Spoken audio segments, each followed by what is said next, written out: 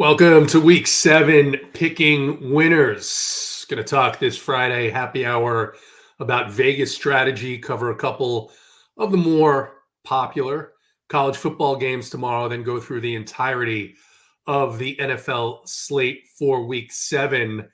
We are back after a week off due to Mother Nature, natural disasters attacking us from left, from the right. JBC lost his voice. Stats almost lost his house. I was good to go, but what can you say? Not everyone can just sack up when things get tough. But just kidding. It's good to be back with you guys. JBC Stats. Interesting week. We've got, of course, a great time of year, right? NBA is a couple of weeks away. Baseball is in the home stretch. Maybe we see Stats' Mets get knocked out here in just a few minutes. That game is starting. And of course, the Yankees. What a game that was last night, JBC. You guys have been doing well in the baseball playoffs here. A little bit of a different strategy, but it's good to be back with you. How you doing? Good. Yeah, I mean, doing the two gamers in the playoffs is, you get the interesting because you're playing batters against your pitchers. You're doing all kinds of weird shit, and it's different, but I like it. It's less work. It is because you're not necessarily looking at stack percentages and in terms of, at least the way I play, looking to get over on some of the less popular offenses, under on some of the more popular offenses, depending on the slate. You're just kind of putting the hitters in there. Let's see. I'll let as many as 3 hitters against my pitcher because you know that many of these guys are going to be out well before the 5th inning in some instances, especially the way that baseball is nowadays. Stats, it's good. I'm glad that you survived the hurricane, all kidding aside, and that there was minimal damage, just a bit of an inconvenience for you running around the shores of Florida last week. It's good to see you. Yeah, I appreciate it, man. Good to see you guys as well. Yeah, I mean, really, that's the best way to describe it. More of an inconvenience, certainly not quite what other people have had to go through. So I'll take that. I was messaging last week, kind of swimming my way to the house on Saturday. I believe it was Saturday. Just that was the peak of the river that is about 50 yards away from my front door. That was when it peaked, and the water was a good 4.5 feet deep in the center of the street. Oh, you waded through that? I didn't go to the middle of the street. I went to like my knees. It got up to my knees, and I'm like, there's no reason. I could see the house. It's right across the street. The water's not in it. And I knew that was the peak of the water. I'm like, I'm not battling because I didn't know how many gators were in that thing. I didn't know what kind of snakes are in there.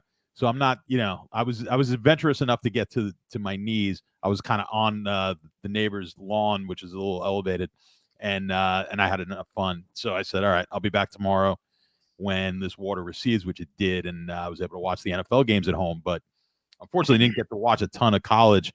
Wasn't as good a week. This is going to be a much better week. We got the big games here this week. So I told Stats last week that wading through Florida water where there was a lot of unknowns in terms of what was actually in it was not a risk that I would be willing to take at my age. So I give him a ton of credit for having. I'm a little younger than you, JT. So that's 6 months. I mean, about that. Yeah. Another 6 months, and you'll be like, "Fuck it, I'm not going in that water." That's it. I'm 2025. I'm not doing power lines. What about power lines? I mean, there's incredible danger in there. So. Do I look like a guy who's afraid of danger at all, JT? No, not at all. I stand corrected. I'm not surprised at all. These are just things that I myself would no longer do, which is amusing considering some of the activities that I did as a young child or young man. So, but we'll move on into the games. Go ahead. We've got 10 people watching. 11. Someone dropped. They probably had to use the restroom. They'll be back. If you've got a question, go ahead and drop it into the comment section. Everyone except Binair, we will answer anyone else's questions, regardless of what they are. But we'll get right into the college football games, guys, because as usual, this time always goes too quickly, and we've got a full NFL slate to get to. We'll start Alabama at Tennessee, a battle, JBC, of 2 5-1 teams in the SEC. Maybe a little bit surprising for Tennessee and Alabama. Of course, Nick Saban retiring, new coach, maybe not a new system, but Alabama favored by 3 on the road, 148 on the money line. And this is a healthy 57 total for Saturday afternoon. What are you seeing here in this game? I don't think that Tennessee's defense is going to be able to control the line like they have in some of their other games. They did not look super great against Arkansas. I tend to take Alabama's loss to Vanderbilt with a bit of a grain of salt, even though last week, they didn't look super great against South Carolina. I think South Carolina is better than most people think they are. I like Bama laying the points here, and I think it goes over the 57. Over the 57, Bama with the points. And of course, you're right. Last week, there were a lot of people talking, Twitter, social media, commentators on TV. Well, maybe this Alabama team just isn't that good. Maybe that first half stats against Georgia was a total anomaly. They end up winning the game, of course. But what are your thoughts here? Are you siding with Alabama, or do you think Tennessee pulls this one off? Yeah, I'm going to agree with JBC, and I think this is one where if this game goes over, I think it's an Alabama game. I think if it goes under, then you could see Tennessee maybe win this game outright. So I think and I'm leaning towards this game being more of a barn burner kind of shootout type of game. So I do like the Alabama here. I don't think Tennessee can really stop this offense. I'm not all that sure that Alabama's going to shut down Tennessee. I just have more confidence in the Alabama side to kind of outshoot them in this game. So if you think it's going to be low scoring, then I think that plays more into the Tennessee side here. But I think it's going to be high scoring. I agree with them. I like the parlay with Alabama and the over. All right, we are 1-0 on agreement, so we'll see if we could get a little bit of disagreement here in the next couple of games. Move on to the next one. Michigan heading into Illinois. Michigan 4-2. Illinois 5-1 stats. When I saw that, even paying attention as much as I do to this, I was like, was Illinois projected to be this good? I mean, 5-1. They maybe, but what do you think here? Michigan favored by 4, 175 on the money line. This is, as we usually see in these games, these Big Ten games, 44.5. Yeah, I think that total is pretty spot on. Illinois, maybe they were looking ahead last week, kind of an odd game, right? Against Purdue, a shootout, 1-point victory, 99 points scored in that game, which was a bit crazy. I think, look, you look at Michigan, they're going with their third different quarterback, and there's a reason he was the third option coming into the season. So I think they are worried about that offense. They're struggling a bit. I think it's going to be a low-scoring, grinded-out game. The 44, like I said, I think is right about the right number, but I think Illinois pulls this one out. I like Illinois to take this one outright, even though the market has been kind of moving in the Michigan direction. I think Illinois is going to win this game by 4 and outright. JBC, big game here. Obviously, every game for the rest of the season is going to be a big game for Michigan with that 4-2 record.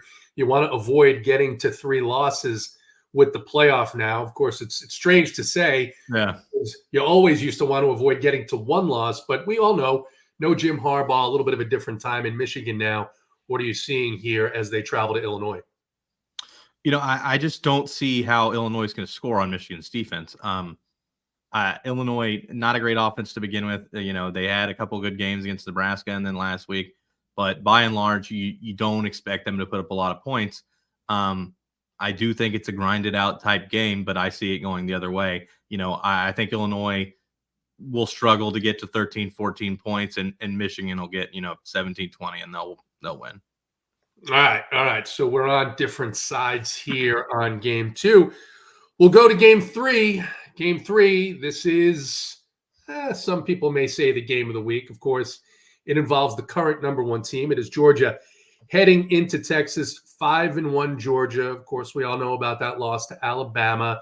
And that first half to Alabama seemed to maybe wake up at least the offense for Kirby Smart of Georgia. Texas unbeaten so far. Total here is 57. Texas favored by 5, 198. I'm wearing this shirt for you, JBC, because I know that you're not a huge fan of the University of Georgia. But maybe this week you're a fan of the University of Georgia. Do you think that they can turn the Longhorns into a 1-loss team? I think they're going to have a hard time. I don't see how, Georgia's pass rush is not as good as it has been in the past. They've proven that they're able to get beat deep. Alabama, was their downfield passing game worked really well against them. And Texas is very good at all of those things. I do think that Carson Beck should be able to score a little bit, but I really don't see a way that the Georgia defense is going to stop Texas. I do like Texas, but I like the over more. I think this game clears 57 pretty easily. Stats, it seems like Texas has done this before, kind of teased people, great starts, and then withered a bit. It's been a while since we've seen a Texas team go start to finish, stay in the hunt, stay in that number one pole position, even top 5. But definitely, if Alabama was to date the toughest matchup for Georgia, then this is easily the next toughest matchup for them, and it is on the road. What do you see here? Yeah, it's definitely going to be their second, maybe their number one toughest matchup when it's all said and done on the season. Listen, Texas has not been tested really this season as much as maybe Georgia has, but I agree with what JBC was saying. I think the defense for Georgia, it's not the same defense we're used to. I don't think they're as fast as they've been in the past. I think Texas is going to be able to move the ball on them. I expect Texas offensive line to be able to handle the pass rush, and I think they get Ewers going early in this game. I think they'll be able to they'll pass protect. I think Texas is going to score on almost every possession. I think this is going to be a high scoring game as well. And I like Texas even on some of these alt lines, like lay 10 points with Texas, something like that, and take some plus money on it. I like Texas to win this game kind of big. So even though high scoring, you don't think this is the type of game where you're looking at the last possession winning this one? I don't think so. I can't see how they're going to stop the Texas offense. I think this Georgia defense is very vulnerable, and this offense for Texas should be able to move the ball at will. I just to add something, I think that, we all see Carson Beck at the top of draft boards, and you understand why he's such a great NFL prospect. But in a lot of these college games, especially toward the end, they kind of devolve into where you kind of need to improvise a little bit. And Carson Beck reminds me of like a Kirk Cousins type that does not, like, he can't really move, and the improvisation just isn't there. So as long as the game stays between the lines, so to speak, he's elite. But once it starts getting weird, he starts playing worse. And, I really think that's going to be a problem this week. We have seen him take the lane right in front of him, but we really haven't seen that level of improvisation where he's getting rushed by 2 or 3 defenders and he's able to make his own plays. So fair points there. We'll head to the last college football game. Again, Adam Slekta says, put the dagger in me, JBC. So that was a take that was very upsetting for him, and we're sorry about that. He's a big UGA guy. Well, there you go. There you go. He's maybe wearing one of these shirts. But we'll head to the final college football game. LSU 5-1 heading into Arkansas. Arkansas sitting at 4-2 in, of course, a revamped, a tougher, a very competitive SEC. 57 the total here. LSU favored by 3, 142 on the money line stats. We'll stick with you. What are you seeing here in this game, LSU at Arkansas? Yeah, I like LSU. I think since week 1, that offensive line has continued to get better. They've got a first-round draft pick on that line as well. I think LSU is going. It's good. It should be a fun game. I think it's going to be a lot of points. I do like the over as well in this one, but I think LSU pulls it out. I think the Arkansas defense will have a tough time slowing down the LSU offense, but I think Arkansas is going to be able to put points up as well. JBC, your thoughts? Full-on shootout. I agree with him on that one, but I'm leaning toward Arkansas. The game they lost to Oklahoma State, they very easily could have won. This could be a team that's sitting at 5-1. They got the big win over Tennessee. I feel like they're on the rise, and LSU really isn't going to be able to stop them either. So it's probably a situation where whoever has the ball last wins, and so I'll take the underdog in that spot. All right, so 2-2. It looks like you guys agreeing on the first and third games and not agreeing on the second and the fourth game. We'll see how that all plays out this weekend. We'll head over to the National Football League, beginning with another London game. And what does that mean? More Jaguars in the early morning. As disgusting as that sounds, Patriots and the Jaguars heading overseas. The Patriots, of course, installing Drake May last week. And even though in a loss, he played well. He looked good. He looked at least mobile. First time in a long time we can remember the Patriots having a quarterback that can escape the pocket and create a little bit. Jags are favored by 6 coming down to earth last week in London against the Bears. 41.5 total. JBC, what are you seeing here in this London game? It seems like maybe the Jaguars leave Doug Peterson in London if this doesn't go their way. I really like the Jaguars here. I'm usually not a guy who favors the the narratives about going east to west or west to east, but the fact that they've been in London for 2 straight weeks is really important here, and especially against a team like the Patriots, where they're not very good. So reacting to something like this, they're probably not going to have the type of performance that they would have, if they were back home or even just traveling to Jacksonville. So, I like Jacksonville to win this one real big. So I like the alt lines. I like all of it on the Jaguars. Real big on the Jags stats. What are your thoughts here in this London game? Yeah, I'm in agreement. I think we're two of the few. I think a lot of people listening to this and watching it are going to think we're nuts. I mean, you look at it, how bad Jacksonville's been to be favored by this many seems a little odd. 5.5 points, 6 points. But I agree. I think it's a huge factor that they get to stay in London. They're going to have back-to-back out there. That's a difficult. I agree. I'm not a big fan of the angle of worried about teams going East Coast to West Coast, but going across the ocean here and playing that game in London does take a little bit getting used to. I think that's going to be something that's going to be a bigger factor helping Jacksonville in this game. I think they're going to put points. Excuse me. I think the 41.5 is actually a little low. So I think there's going to be points in this game. And I do like Jacksonville to cover. So I like this to go over, but I like the Jacksonville side even more. All right.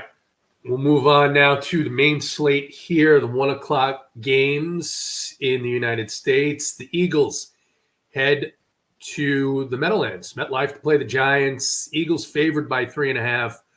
43 total here. Stats for Saquon making his return. The Giants, tough loss against Cincinnati last week after a big road win in Seattle. Looking every bit of mediocre, but so have the Eagles so far, coming off of a win against the Browns. But that's not saying much. What do you think is going on here, Eagles and the Giants? Yeah, if there's a fan base and a team that has a thought of themselves as being better than they are, it's the Eagles. And I've been saying it forever since last year. Like they've just got this. They've got a thought. Their start to the season last year just totally skewed their impression of themselves and their fans' impression. And that now they're like, they're going nuts that they were in a tight game with Cleveland. Like, well, look, it's the NFL. Almost every top team that would have been just another big favorite of the week. The biggest favorite of the week going down. It's happened almost every week. Last week was the first week that everything kind of went chalk, and the favorites won, and the sports books took a beating because I did have like all the favorites last week. Well, yeah, I had it all, yeah, as well. I didn't. I did not, unfortunately, but yes, you did actually. I get a text message. He goes, "This is an odd week." He goes, "I like almost all the favorites." I'm like, "Yeah, that is odd." But I said they're also due because the dogs have just been winning like crazy. I mean, I hate no, nothing's ever due, but the spreads were all getting contracted because of how many dogs were covering. Exactly. So it wound up being a big week for the favorites. But again, Philly, I think, is, like you said, just as every bit mediocre as the Giants. Are they slightly a better team? Yes. Are they enough of a better team to be a favorite on the road? I don't think so. I think the Giants, we talked about it before. You look at the Giants here, other teams could claim this as well, but they're a couple of plays away from being the best team in the NFC East record-wise. They should have beat Washington. They had no kicker.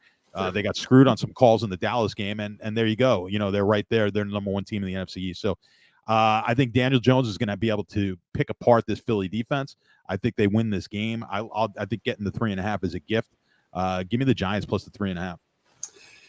JBC, Malik Neighbors back out of concussion protocol. There was a little bit of a scare with a groin issue that he was able to get through practice. He's going to suit up, which is obviously big news for Daniel Jones. It's big news for betting. It's big news for fantasy with how bad this Philadelphia secondary has been for several seasons in a row. And as far as you being on the favorites last week, our own Snyder took a few minutes away from pumping the Wildcat Syndicate group to let us know that you went 8-1-1 on premium plays in your last 10. So just another reason to get into the Discord on the weekends, but talk to us about the Eagles and the Giants. I'm with John on this one. I think these two teams are pretty evenly matched. I actually think the Giants have a significant advantage when they're on defense. We saw how they played last week. They pretty much shut down Joe Burrow, who had put up, God knows how many points against the Ravens and the Commanders, and the Giants totally shut him down. And so if they're shutting down Burrow, they certainly can shut down Jalen Hurts. So, I agree. I think this is close to a pick'em game, and the Giants are getting 3.5. Give me the Giants. It's when you mentioned that, it's one thing that did jump out to me when I was going through my DFS process of looking up where teams are giving up not just points, but massive points, big games. And you come to the Giants, and it's been pretty pedestrian, couple of big games at running back, but nothing that really stands out as, hey, this is a spot to attack. So that is something of concern for that Philadelphia offense as well. We'll move on to the next game. And this one is one that a lot of people are going to be interested in. The Lions coming off of an absolute demolishing of the Cowboys. They now go into Minnesota. Minnesota, conversely, coming off a bye, which is the situation that the Lions were in last week, coming off a bye, well rested, favored by 1.5 is Minnesota, 50.5 total, and Minnesota a slight favorite here on the money line, JBC. I have been looking at these teams coming off byes and how good has Minnesota been, and I think it might be a trap spot here for the Lions, kind of like the Vikings. What are your thoughts here? I think that the loss of Aiden Hutchinson is extremely significant, obviously. There's that too. Against a quarterback like Darnold, who doesn't move around a lot. Like, he can run a little bit, but he doesn't really. And so the Lions pass rush being gutted. The counterpoint to that is I don't see the Lions being stopped on offense by basically anybody. Rushing, passing, no matter what they do, it seems to it's just chunk play after chunk play. I like the over 50.5 a lot here. I think it's a mad shootout.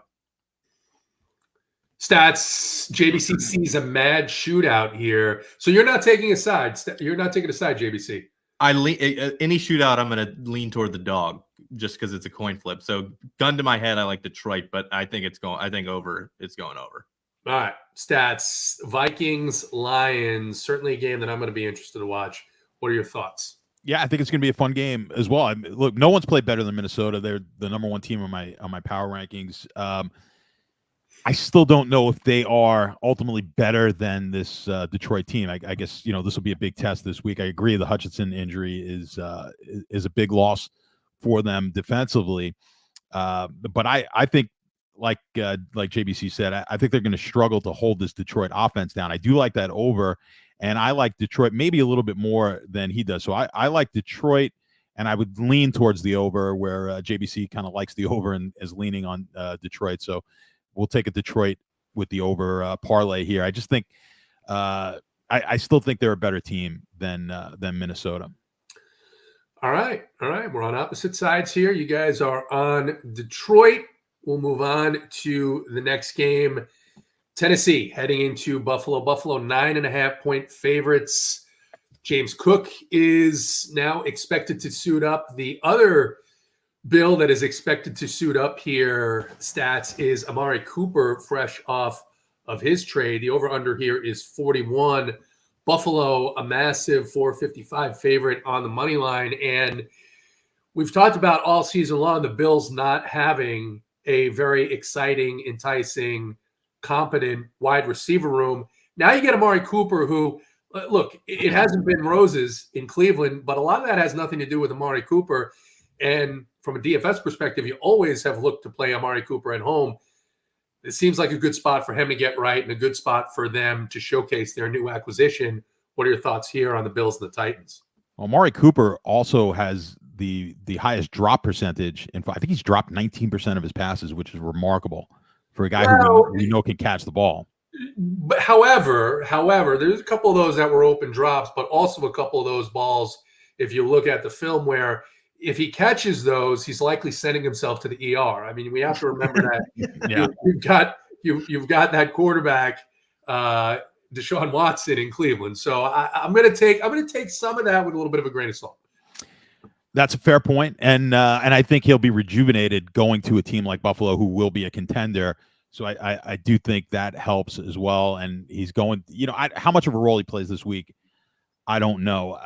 I would have liked this line somewhere. I think we lost the value. I think it opened at like 7.5, and getting it up to 9.5 just to me is just has killed the value here. I think the only thing you could possibly look at is if it gets over 10 is maybe taking the Tennessee side. But I just don't love the game at all. I mean, it's a stinker from a DFS standpoint as well, I think. But if you gun to my head, I'm going to stick to Buffalo here.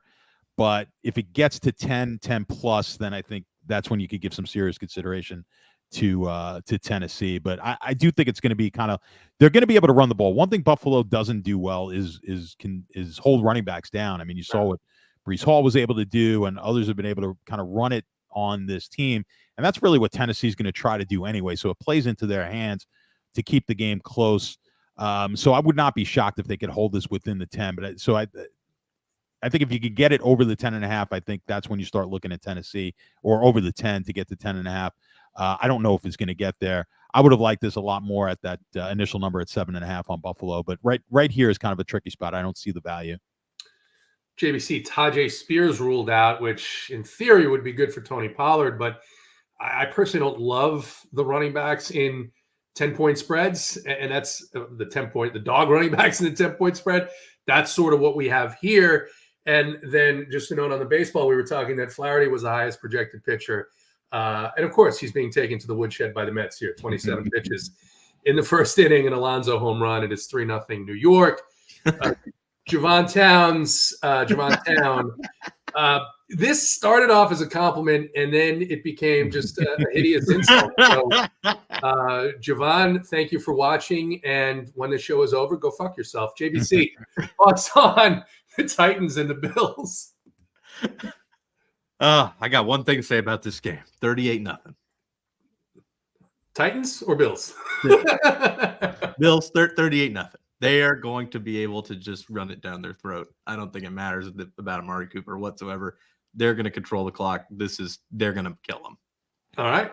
There was a very famous iteration of the iteration of Tennessee the prior iteration of Tennessee, the Houston Oilers, where it was like 35-3. Oh, true, with the Bills, yes. With the Bills. And then the Bills were able to come back. I thought that number just stuck in my head when you were like 38.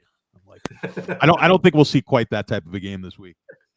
Well, it's good. It's good. I hope there's no Warren Moon, and there's no Frank Reich as it was in that game. Not Frank Reich. Frank Reich. Speaking of someone that I think is out of football right now, right? I think so. Yeah. Okay. All right. We'll move on. Go ahead, drop your questions in the chat, not your insults. Save them for another show here. Stats, we'll stick with you. This one's interesting, I guess, a little bit. If you like what might be more than likely is going to be a one-sided game. The Bengals, they do head into Cleveland, so it is on the road. They're favored by 6, 41.5. 238 favorites on the money line. Can't imagine that this gets any better for the Browns for the rest of the season. I have to imagine that this is sort of just a run out the clock here, which is sad for the fans of the Browns as early as it is in this season. Or do you see something different here, the Browns hosting the Bengals? Yeah, I have a hard time getting on the Browns here. It's just, I mean, the quarterback situation, it can't get any worse than what it is now. Look, I just don't. I think there's something mentally going on where he just does not have the ability. I don't think he has the confidence right now to pull the trigger and see, to be confident when someone is a half step open to really throw the ball. He calls him to hold on to the ball way too long. I just mentally, I think he's defeated, and it's really hard to back a mentally defeated quarterback. I think Cincinnati should be able to put points up on the board here. I think the Cleveland offense is just obviously struggles, the worst offense in football right now. This Cincinnati team should be able to handle them. I like Cincinnati here to lay in the points.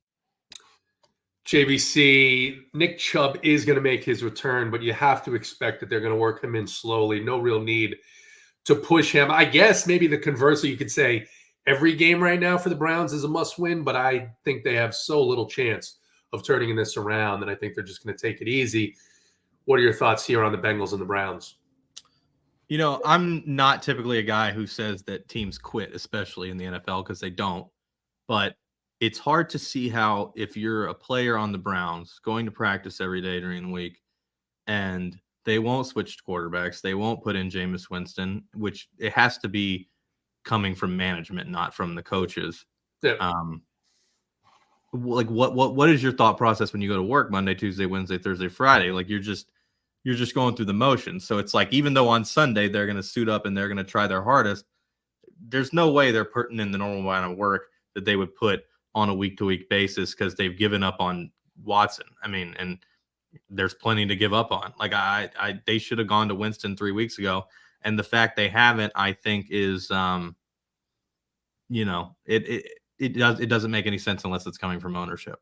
So, as John was saying, it's tough to back a team like that.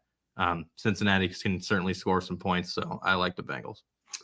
Read a bunch of stories about that situation in Cleveland, and even for fans who will say that the Browns ownership has been terrible for years, it's just a continuation. You do feel, first of all, they got themselves into this situation. That was the most ridiculous trade sign that we have seen in a long time, with everything going on off the field, not knowing how that was going to play out in the end. However, now it's a situation where there is no way out for this. The cap hit, the money, no team's going to want him. And this isn't an organization that has been very creative in the past. So I'd expect this to continue for a long time. The malpractice, that's a great word, Adam, the malpractice going on in Cleveland. So we'll move on here to the next game. And excuse me, it is the Texans heading into Green Bay. Packers favored by 3, JBC 48 total. Packers a small favorite, 148 on the money line. We saw when the Texans went on the road to face a talented team, when they went into Minnesota, they just absolutely got destroyed. They're coming off of a road win here in New England, but this Green Bay offense has looked very good. There's some concern about this Houston defense when they face these offenses. And even last week, they gave up a ton of points to rookie Drake May towards the end of that game. I think this is a good spot for the Green Bay offense. What are your thoughts? I'm with you. I don't see Houston's defense stopping them very much. Houston obviously can put up, when they're playing well, they can put up a lot of points on offense, but without Nico Collins, I just don't think they're going to have the juice to get there. I do think they'll get enough to get the over, but I see Green Bay putting up somewhere in the 30s here, and I think they cover pretty easily. Stats, thoughts on Green Bay and Houston here for DFS purposes. Really hard to pick out which one of Jordan Love's receivers is going to get there. We did see the Millie Maker last week with Jordan Love naked, and I kind of like that this week as well. I probably won't play 3 players from another team with him, and maybe that's why I'll lose. But what are your thoughts here on Houston and Green Bay? Yeah, I mean, look, Houston's wide receivers, if it's always been about their wide receivers, and I think from DFS standpoint, you get the advantage of at least not having one of them playing this week, so we could narrow it down. But even that tight end, they've got some good production out of that position as well. So it's always tough for DFS to kind of pinpoint where the production is going to come from wide receiver with that team. But I agree with JBC here with Green Bay. I think Green Bay is much the better team. I wasn't that high on Houston coming into the season. They have outperformed where I expected them to be, but I still think Green Bay is the better team. This game opened at like 1.5. I know there was some sharp money that pushed it to 3 right away, and they got it up there. I still think at the 3, I like Green Bay. I think they win this game. I don't know if they win it easily. I think if you look at it, I think the offenses are fairly comparable as far as how many points they can put up. And I just think the better side, I just don't trust the Houston defense. I'll trust that Green Bay defense a bit more. So I think that's where the edge goes in this game. I like Green Bay to win this game at home. Listen, Houston, I think, is going to be fine. And this is going to be a fun game to watch. But 2 young up and coming quarterbacks for sure will be fun. But I think Green Bay is the better team. And I think they'll win this game by more than 3. Yeah, can't really argue with that here. Like I said, go ahead, drop some questions in the chat if you have them. Christian Watson 2-touchdown game incoming. I saw this in the Discord earlier today, and it's just really hard to pick out. Watson 4 targets last week. He is cheap, 4,900. Just not enough to see any type of separation from the other receivers to take a heavy stand on any one of these guys, at least in my opinion. Next game, this one, and I thought for some reason there was something on social media. I thought this game earlier in the week was a road game, but it's not. It is Seattle heading into Atlanta. They are 3-point underdogs here. Stats to the Falcons, 51 total, 155 favorite here are the Atlanta Falcons. Seattle has given up a ton of points. They put up a ton of points. Falcons have been mostly good defensively. They did cede a huge game to a bunch of Tampa Bay Buccaneers, but it's got a healthy total. It's got a close spread.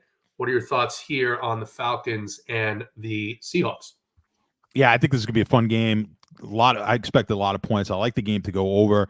And I do like Seattle here on the road. I think Seattle plus the points. I think the teams are fairly close. I think we're getting maybe a point to a point and a half of value in my estimation on the Seattle side. I think they're going to have a tough time holding Seattle's off. I think Seattle scores, and I like this game to go over and Seattle plus the points. Seattle plus the points on the road, JBC. You agree or no? No. I think the offenses are pretty comparable, but Seattle has probably the worst defense in the league or close. That's them and the Bucs. Atlanta's going to score every drive. I just don't. Atlanta by double digits and over. Atlanta by 2. Good point game. Stacking Cousins, Bijan, Pitts. Bijan Robinson is 7,100. He's coming off a game where he got to 25 thanks to 2 touchdowns. He may score 2 touchdowns again, but I don't think he's getting the first quarter. Yeah, in the first quarter. I just don't think. Now, they did run away with the game. No, I'm saying he'll score 2 touchdowns in the first quarter this week. You think he will in the first week? Yeah. I don't know about that. I think I don't know. Cousins, Pitts, I could see. Cousins and Pitts are definitely on my list. Bijan right now is not. Maybe that changes by tomorrow. I just have a feeling that these guys are not going to push him in these games. I think you're going to see a lot of Algier every single week. Algier is just 5,100, but no need to do that on a big slate, in my opinion. Matt Burton is highly exposed to Seattle, Atlanta, and that is good to know. JBC, we'll stick with you and close out this 1 o'clock window with a game that, maybe is interesting just based on what we have seen out of the Colts defense and maybe a little better play out of the Miami defense recently. Colts favored by 3, 43.5 total. Colts are a small home favorite, maybe a slight home favorite here against Miami. Of course, you still have Huntley at quarterback. They say Tua Tagovailoa will play again this season, but it won't be this week. The big news, I think, that is good for Miami is Devon Achane.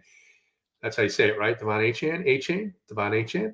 He has cleared the concussion protocol, and he is going to suit up, and it's a fantastic matchup for him. What are your thoughts? Yeah, I actually think Miami's offense is going to play a little better than they have been this week. I don't see Indianapolis being able to stop their run game much, Achane or Huntley. And with the AR-15 coming back for Indianapolis, I actually think that in the short term, that's a net negative, which I don't think is an uncommon opinion. So I do like Miami to put up some points here and cover the 3 and probably win outright. Miami outright on the road stats. That's bold. That's bold considering the slate that we have. What are your thoughts? JBC pretty much nailed every one of my points. I like Miami as well here. I would just add, you've got I've been waiting for. I think Huntley will be fine, and this offense just has not been able to click since Tua was out. Give him the week off, the extra week here. I think they come in. I agree with JBC saying here with Richardson back. I think that is a knock on this team just a little bit right now. And I think Miami wins this game outright as well. I like Miami to be able to run the ball. I think that's going to be the key. You could run the ball on this Indianapolis team. Miami likes to do that. I think that helps Huntley out a bit. And I think Miami winds up just outrunning them to a win, and they take this one outright.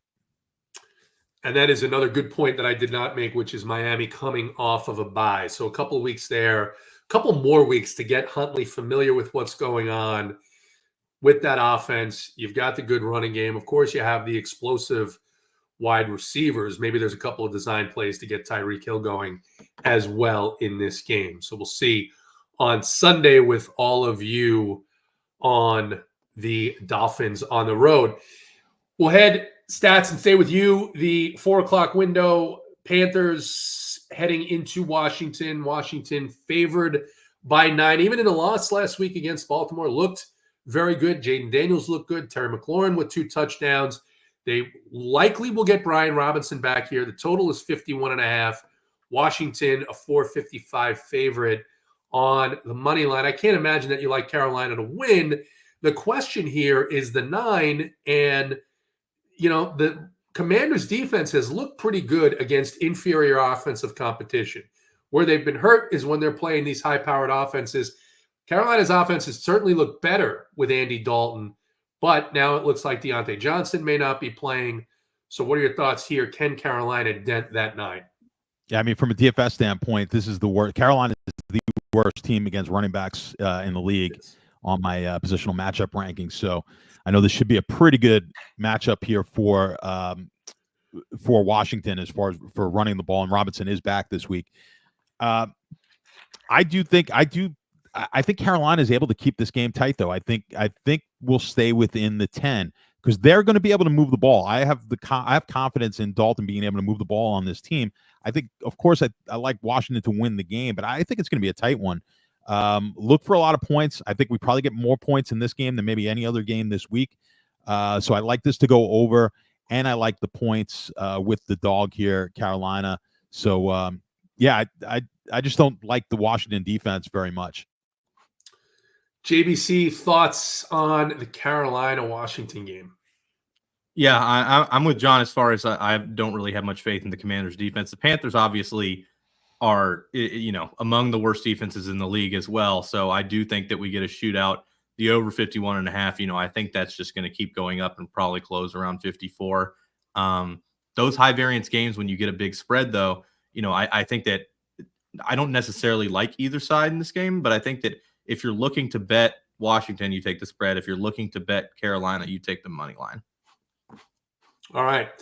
We will move on. The Raiders head into Los Angeles to take on the Rams. The Rams coming off a bye as well. JBC 7-point favorites.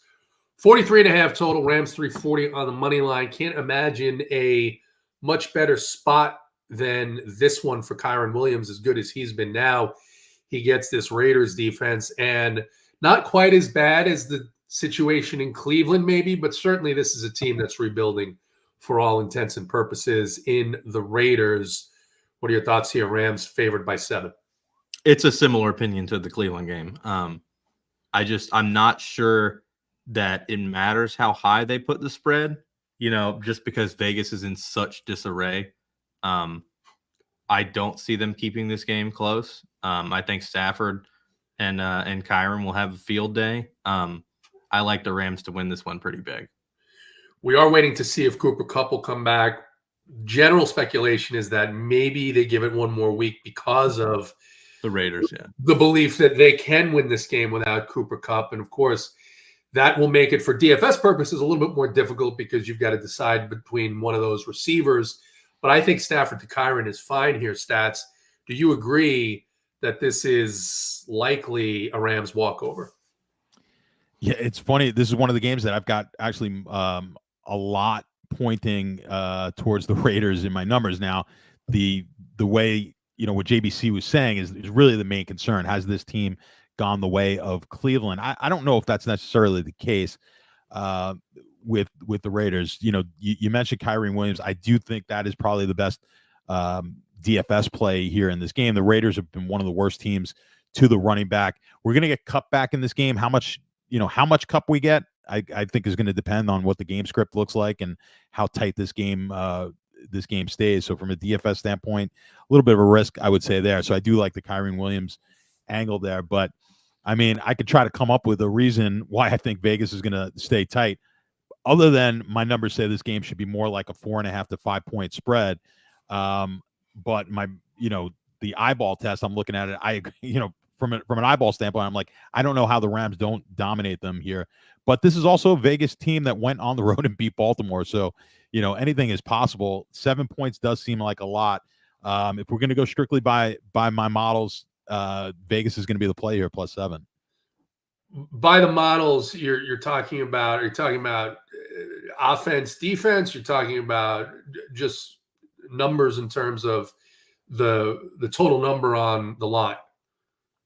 The statistical model, excuse me, the sports betting model that I go by on my bets. So this game should be more like a 5 point spread as opposed to 7. So I'm just looking at 2 points of value on Vegas. But of course, it's a little tough with the Rams with the injuries that they've had to really pinpoint, and with Kupp coming back, how much, Kupp's one of the few wide receivers, if he's playing a full game, that is worth more than probably most receivers in the league. Certainly when there's no Puka in there as well. He could be worth upwards of a point. I just don't think in this game he is, because I don't know how much of him we're going to get. So it's a tricky game to figure out with Kupp coming back, in my opinion. But I'm going to stick with I'll stick with what I've got. I'll take Vegas plus the 7. All right, Vegas plus the 7 for stats. We'll move on. Next game, the Chiefs heading into San Francisco. The Chiefs coming off a bye. Stats, we know about the numbers when Andy Reid is coaching a team and they're coming off a bye. Has been very, very good for that team. The Chiefs come in here, though, as 1.5 point dogs to the 49ers. 47 is the total. And the Niners, the slightest of favorites on the money line. I have to side with the Chiefs here, just based on what we've seen out of Kansas City and the Niners. Of course, some things going on at running back. Looks like Mason will play. But what are your thoughts here, the Niners and the Chiefs? Yeah, I mean, both of these teams have had their struggles, but just one of them has been able to win all the games that they've played while struggling. Historically, these Hall of Fame type quarterbacks, we know Mahomes is going straight to the Hall of Fame the day he hangs it up, you hate to give up, you hate to take them, or you hate to bet against them when they are an underdog. Mahomes is no different. He's 34-24 as a dog against the spread. Not crazy numbers, but really, really tough to fade a Mahomes when you're getting points with him. So I kind of like Mahomes here. I'll take the 1.5, 2 points, depending on the book that you're looking at, and look for Kansas City to win this game outright. JBC, Stats likes Kansas City. I lean towards Kansas City. Are you going to be contrarian here? And what's your take on the 47? I'm pretty big on the 49ers this week. I just think they're better than Kansas City pretty much across the board, except quarterback. And as Stats alluded to, those games that Kansas City has managed to win where they probably should have lost, the 49ers, their losses were mostly games that they should have won, where they had 13, 14-point leads and ended up blowing it right at the end. I view these teams being, pretty even. So the 49ers, to me, should be laying a whole field goal. And I see the 49ers winning this game, and I see it being pretty high scoring, entertaining. I like the over 47. All right. Thoughts on Ricky Pearsall projections? He's not going to be in my pool, so I don't necessarily have a thought. JBC, you look pensive there, like you're thinking about it. You got to think he's going to be on some sort of snap count. I mean, I am not familiar with players coming off of bullet wound injuries other than Brian Robinson, and he took a similar amount of time, but it was also his leg. Whereas Pearsall got shot center mass. Yeah, so that seems worse. So I don't know. Cardiovascularly, right? It seems like maybe it seems worse to get shot right here than in the leg. Yeah. We're not laughing about gun violence, but yes. But for a football player, the legs are kind of important. So yeah, it's that's a tough one to handicap for sure. And you're going up against. Listen, this Chiefs the reason the Chiefs are undefeated is their defense. We're not playing running backs. I'm not playing running backs against Chiefs defense. I mean, Pearsall will listen. He's going to be out there, and when he's out there, the few plays that he is, they probably will try and get him the ball. Yeah. Okay. All right, that's fair. So there you go. He's going to have 3 touches and 1.7 fantasy points. That is the official projection from Run Pure Sports. All right. We'll move on here to the Sunday night game, and that is the Jets at the Steelers. This game is all full of nonsense. On the Jets side, Davante Adams is now in the mix. So interesting move when you had already a pretty good receiver core. So someone's bound to get disgruntled there. For the Steelers, it looks like Russell Wilson is going to start. They're not 2-4, they're 4-2, but they're going to go ahead and move to Russell Wilson. The Jets favored here, JBC, by 1.5, a 38.5 total. The Jets a slight favorite on the money line. What a gift to have this game on a Sunday night where we don't have to consider this on the main slate. But what are your thoughts on the Jets and the Steelers? I fucking love this game. I love it so much because it's like at the same time they were talking about Devontae, getting traded and then being like already at the facility, like right after he got traded. Tomlin's talking about how both quarterbacks might play. Both quarterbacks might play at the same time. Yes. And then he's saying he won't name the quarterback, and then Pickens leaks it in the interview. Yes. It's just right after the Jets fired their coach. Like, this is just fucking perfect. Like, this is the most entertaining, sloppy shit that you could possibly imagine. But on that note, the fact that it's Russell Wilson's first start of the season, I think going against the Jets when you are a deep ball passer and your first start of the season is going to be a little tough. So I like the Jets to win this game. Stats, thoughts on the Jets and the Steelers and this just bizarre situation for both teams. Yeah, I mean, before the Davante Adams signing, I was messaging, the Jet fans. He did. He snitched. I don't think he intended to. I just think Tomlin's gonna beat his ass. Well, he already got half bench for a game for some unknown reason. So, did you see the other one? The defensive back posted on Instagram, Osama bin Tomlin. Yes. Yes. This is the best. This game is the best. Oh my god.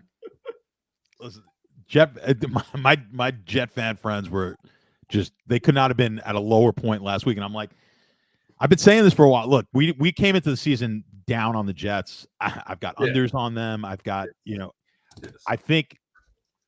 I thought before the this Adams move, I said, this is the point in the season you start buying Jets futures.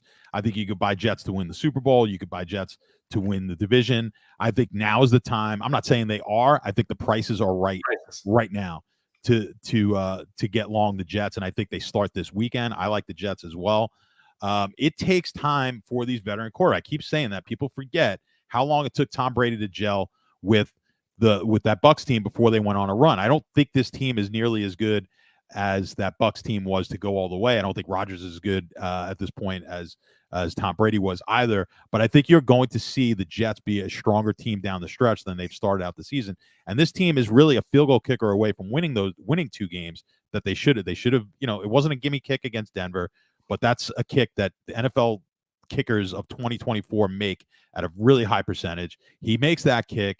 They make a couple of kicks last week, and all of a sudden we're talking way differently about this team, and we're looking at this team being what all the hype was before the season. So I love getting the Jets now. I think they're a buy. I think coming into this game, when you look at the flip side, look, it's smoke and mirrors. Tomlin, we've talked about it. He's the best. No one gets more out of less than Mike Tomlin. I think with Wilson coming in, I agree with JBC. This is a tough spot to come in for Russell Wilson. As Fields did not play well. The team won maybe despite some of Fields' play. The defense has been really strong. Expect this to be this should be a fairly low scoring game. I think, but I think the look, if anyone's going to be able to come in there and be able to give a spark to an offense, it's going to be a Davante Adams who has obviously hit the history with Rodgers. I think what you saw, and we talked about, these veteran quarterbacks come in, especially these high, the guys who are going to be the Hall of Fame type of quarterbacks, and they're thinking the game on a different level. They need their wide receivers to also play at that level. Whatever they're seeing, the wide receivers need to be on the same page. Garrett Wilson has not been on that page with Rodgers all season. We saw at the end of the game last week with Mike Williams not being on the same page as Rodgers. That's why he wanted to get a Lazard in here. That's, of course, why he wants to get an Adams in here. He needs guys who are just going to think the way he's thinking when he gets to the line and be on the same page as him. I think he's got that now. You're going to start to see this Jet offense start to get better, which is in turn going to help this defense. The Jets are better than their record, and I think now's the time to buy. They win this weekend. Pretty impassioned argument for the New York Jets from our very own Stats. We'd love to see that. And guys are aligned on the New York Jets on Sunday night. All right. We will move on, and we once again have a 2-game slate on Monday, which is absolutely fantastic. Can't ask for much more than that. Stats and at least one good game, maybe 1.5 good games. The Ravens head into Tampa Bay. Ravens favored by 3.5, 49.5 total. And the Ravens defense has given up a lot of points. They've given up a lot of fantasy production. The Tampa Bay Buccaneers have been the home run hitter for opposing offenses. Do you see a shootout here? Oh, I think it's definitely a shootout. I don't know how it's not. Neither one of these teams are going to be able to stop the other. At the end of the day, I'm going to go with the better quarterback here, so I'll take Lamar. Although, listen, Mayfield they'll take him in Cleveland right now, probably. I think they'll take their chances with Baker back. Mayfield's been great. I mean, the last couple of years, but you've got maybe, outside of Mahomes, maybe the best quarterback in football on Baltimore. I think that's going to be enough against a defense that just really can't stop anybody. They're going to put up a ton of points, and Tampa's just going to fall a little short in keeping up with them. JBC, it looks like you agree on this Ravens-Bucks game. Not entirely. I do think it's going to be a wild shootout. I don't see the way that either one can stop the other one. But in those types of games, high variance games, like give me the underdog. I think we're looking at a coin flippy game. Tampa Bay on the money line, I think, has some value. So, I'm going to go with Tampa. All right. So a little bit of a split in the first game. Second game here is the second Monday night game. Chargers heading into Arizona. Chargers here favored by 2, a 44 total. Chargers slight favorite, minus 125. Obviously, it feels like a different setup in terms of the way that the Chargers have played. What are your thoughts here on this game?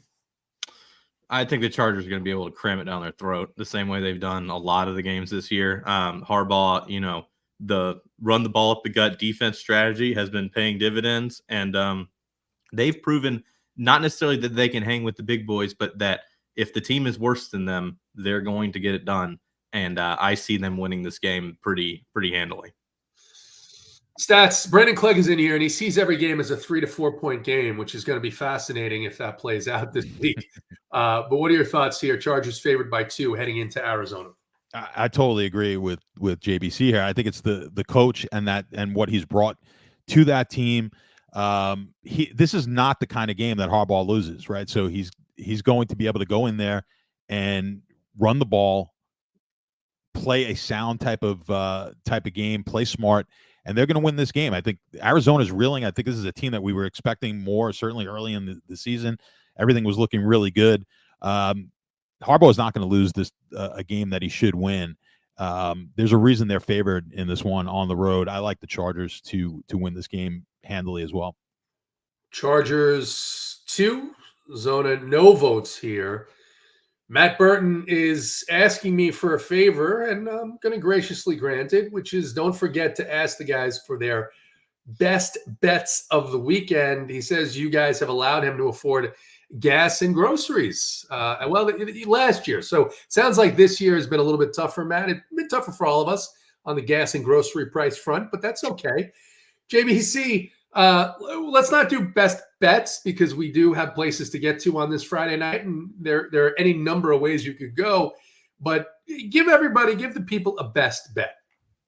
The Chargers. Money line by 2. The Chargers laying the 1.5 to 2. All right, Chargers. Stats, best bet of the weekend. Of course, it cannot be the same. Yeah, no, that's fine. I'm gonna go with Green Bay minus the 3 as that would have been my second one. Yeah. Beautiful. All right, so go ahead, parlay those. The Chargers outright Green Bay outright. Go ahead, take the points, do what you need to do. And we will see you all next week for week 8 and more college football for stats. For JBC, I'm JT. Good luck in your contests throughout this weekend.